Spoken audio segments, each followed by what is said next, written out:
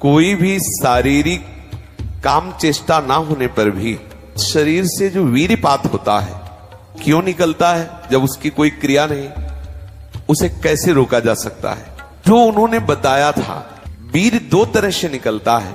एक तो जो घातक है वो उसी के शरीर से निकलेगा जिसने हस्तमैथुन किया है या गंदी क्रियाएं करके बच्चापन से ही वीर्य को नष्ट किया है। जैसे 12-13 वर्ष की अवस्था है और उस अवस्था से आप अपने कुसंग के कारण वीर्य का नाश कर रहे हैं, तो कुछ वर्षों तक हस्तमैथुन करने वाला या अन्य गंदी चेष्टा करने वाला ये नहीं जान पाता है कि इसके द्वारा मेरी हानि हो रही, वो नहीं समझ पाता, क्योंकि जीवनी शक्ति भगवान अपनी तरफ से देते हैं। वो बिल्कुल ना खाए और हस्तमैथुन करे तो भी उसको समझ में नहीं आएगा।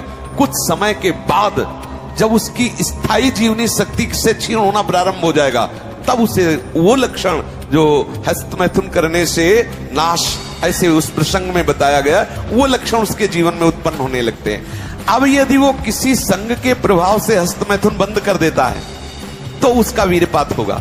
अगर वो 3 दिन में वीर्यपात करता रहा है तो 3 दिन में वीर्यपात होगा, पक्का होगा, क्योंकि उसका अभ्यास बन गया है। 2 तरह का ये वीर्यपात माना जाता है।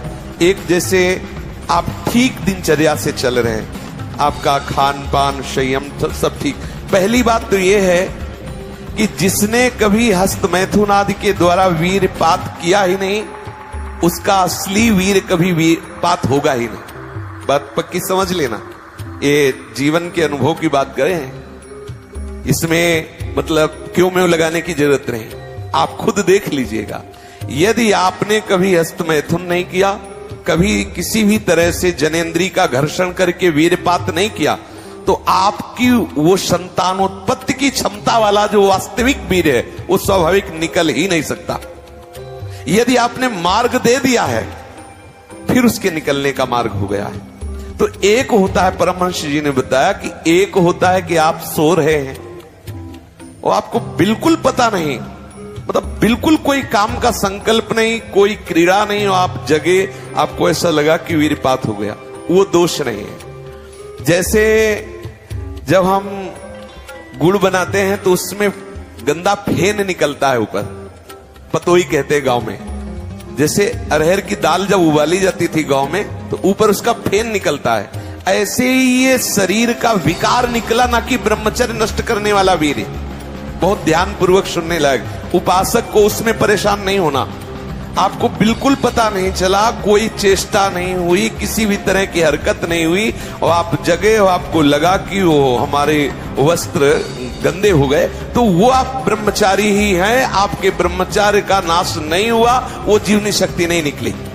और आप हस्तमैथुन या अन्य क्रियाओं द्वारा वीर्यपात करते रहे और आज आपने रोक दिया कि आज से नहीं करूंगा, तो बंद नहीं हो जाएगा, वो चलेगा। अगर आप ठीक नियम से चलेंगे तो 6 महीना लगेंगे आपको उसको कवर करने में, 6 महीना लगेंगे। और अगर आपने प्रमाद स्थिति की, वो तो निकल ही जाता है, फिर हमको करने से क्यों मना किया जाता है? तो आप देख लेना, कुछ समय बाद आपकी हालत बहुत गंभीर हो जाएगी, जो आप बता भी नहीं पाएंगे किसी से। क्या गंभीर हो जाएगी? आप ऐसे ही साधारण क्रियाओं में ब्रह्मचर्यहीन हो जाएंगे, ऐसे ही छुएंगे वैसे आप ब्रह्मचर्यहीन हो जाएंगे। ये हम सब महापुरुषों के अनुभव और मिले हुए लोगों से, सैकड़ों लोग ऐसे मिलते हैं जो अपनी स्थितियों को बताते हैं। तो जो संत महापुरुषों ने जीवन में अनुभव किया है, उसके आधार पर पहले साधक को चाहिए कि ये देख ले कि हमारे द्वारा कोई हस्तमैथुन आदि क्रियाएं जो निंदनीय क्रियाएं वो तो नहीं हो रही। एक हमारे अंदर मान्यता बैठ गई है कि वीर चरण में ही आनंद है, ये साधक को छोड़ना होगा। क्या तुम्हारा जीवन का आनंद केवल इतना ही है? कब ब्याह हो तो संतानोत्पत्ति के लिए वो मार्ग, तब तक आप ब्रह्मचारी रहे। क्या इतने इंद्रियों के गुलाम हो गए? क्या इतना ही केवल आपने सुख समझ लिया? तो फिर आप देखना कि आगे आपको ये मन किस दशा में पहुंचा देता है। तो जो नव युवक जन है, साधक जन है, वीरपात में यदि उनका कोई स्मरण नहीं रहा और वीरपात हो रहा तो घबराने की जरूरत नहीं। और यदि स्वप्न में आपने स्त्री आदि का संयोग देखा, या कोई ऐसी घर्षण आदि क्रिया हुई, या कोई ऐसी कामोत्तेजना जनित, और फिर आपका वीर्यपात होता है, तो आपके गंदे विचार और पूर्वाभ्यास के कारण होता है।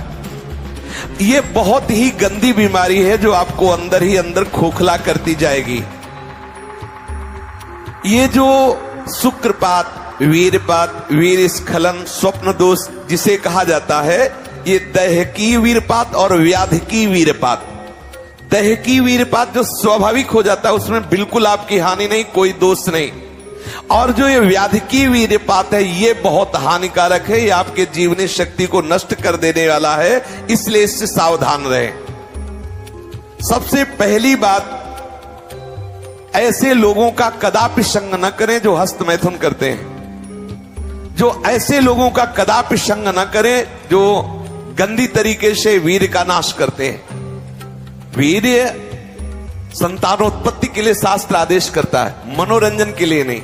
ये जीवनी शक्ति है, मनोरंजन का भी भाग नहीं है। पहली बात, इस स्वप्न दोष से निकलने के लिए हस्त मैथुन को पूर्णतया बंद कर दिया जाए। अगर आप सदगृहस्थ भी हो चुके हैं तो कुछ महीने के लिए आप अखंड ब्रह्मचर्य का नियम लें, जब तक आपका वीर्यपात होना ठीक ना हो जाए। आप वो हानिकारक जो कामोत्तेजना बढ़ाने वाले भोजन है उनको छोड़िए, जैसे अत्यधिक नमक, बहुत कड़वी लाल मिर्च, और जैसे बहुत ही वो मीट मसाला आदि जो बहुत ही कड़वा तीखा, ऐसा गरम मसाला, और बिल्कुल गर्मा गर्म भोजन। ये आपके स्वप्न दोष के ठीक होने की बात है। यदि आप स्वप्न दोष से बचना चाहते हैं तो अत्यधिक नमक, बहुत कड़वी मिर्च, बहुत ही वो उष्ण गर्मा गर्म भोजन, बहुत गर्म मसाले से बना हुआ भोजन, और अत्यंत खट्टी चटनी, जैसे इमली की है, कच्चे आम की चटनी है, और मांस। ये जो लोग कहते हैं कि मांस ताकतवर होता है, तुम्हारी चर्बी बढ़ा देगा, ताकत नहीं। ताकत कहते हैं संकल्प शक्ति को। ताकत शरीर शक्ति प्रधानता नहीं होती। संकल्प शक्ति का एक महात्मा पूरे समुद्र को अंजुलि में पी गया। देखो, संकल्प शक्ति, शरीर की शक्ति एक सीमित शक्ति है, संकल्प शक्ति एक महान शक्ति है। जो ब्रह्मचर्य से युक्त होता है उसकी संकल्प शक्ति बढ़ती है। भले आप मांस खा के मोटी चर्बी और आप व्यायाम करके दिखा सकते हैं कि देखो मैं ब्रह्मचर्य क्षीण करता हूं लेकिन बलवान हूं, लेकिन आप आत्मशक्तिहीन है। वो आपका मोटा हो जाना बलवान नहीं है, आपके सुंदर सुंदर मांस पेशियां निकल आना वो बल नहीं है। आप शक्ति, बलवान वो है जो आए हुए आंतरिक वेगों को सह जाए। आए हुए आंतरिक वेग को जो सह गया वही बलवान है। ये जो मछली, अंडा, मांस